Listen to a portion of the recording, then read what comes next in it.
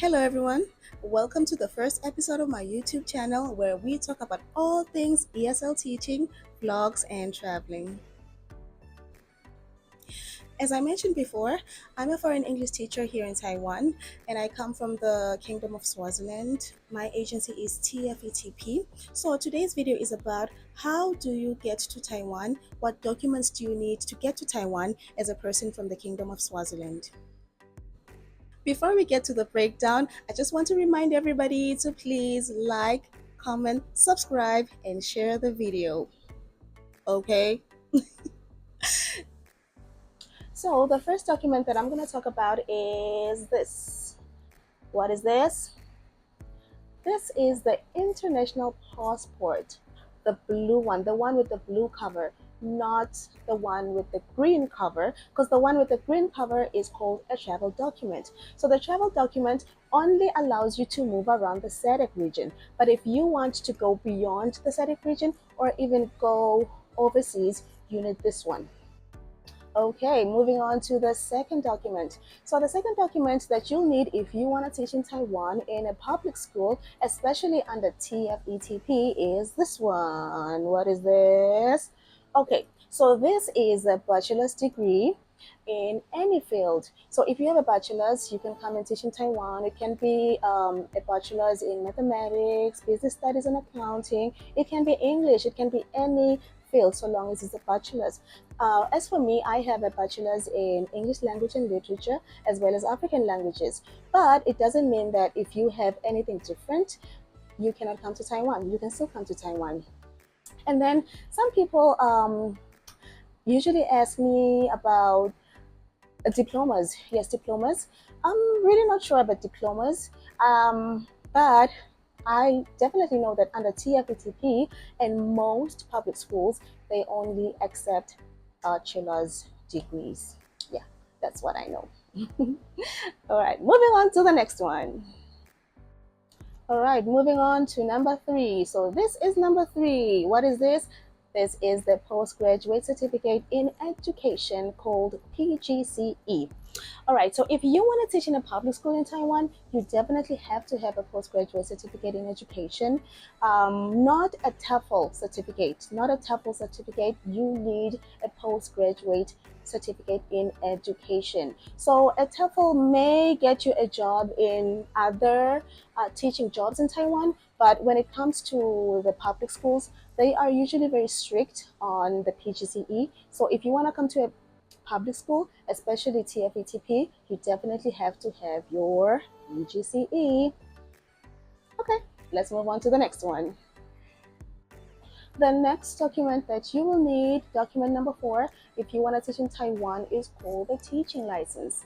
Well, unfortunately, in Swaziland, we do not yet have a teaching license the last time I checked, because when I left, the Ministry of Education actually put out a statement to say that Eswatini does not have a teaching license yet.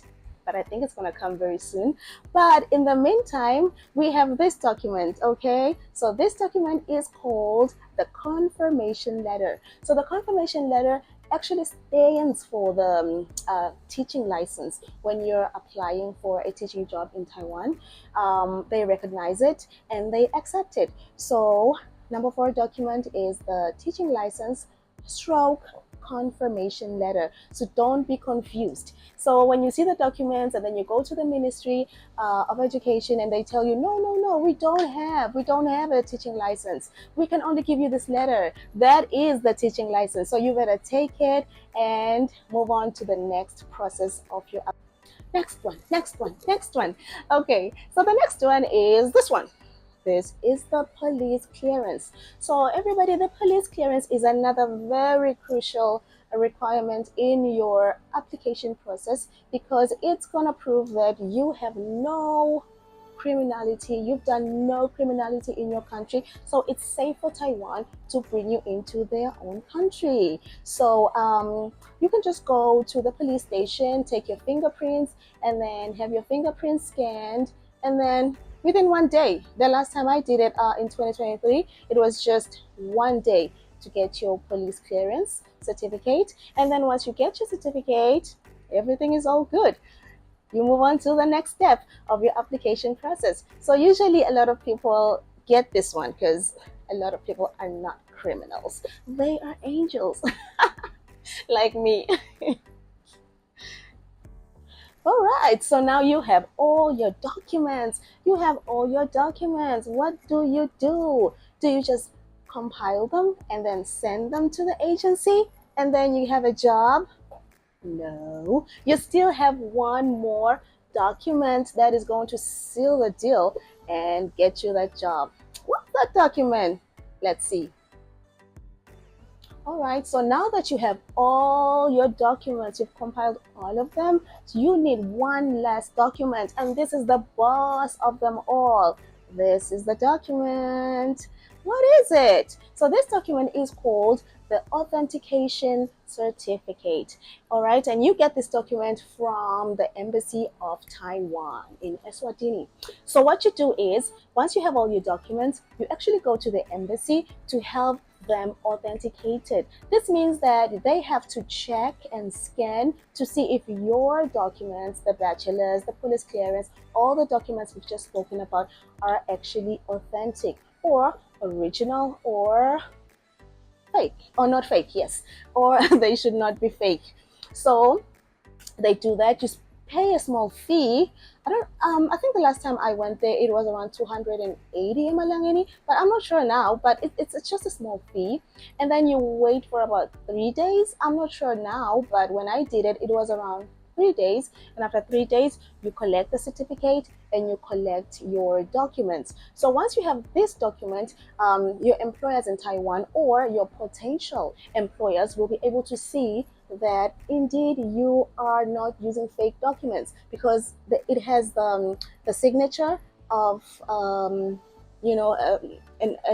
officer. I think an officer from the Taiwan embassy. It has signatures, it has stamps, it just has logos that really authenticate your documents. So once you do that, you are ready to go. It's all systems go. You can apply, try your luck, and hopefully you're gonna nail it.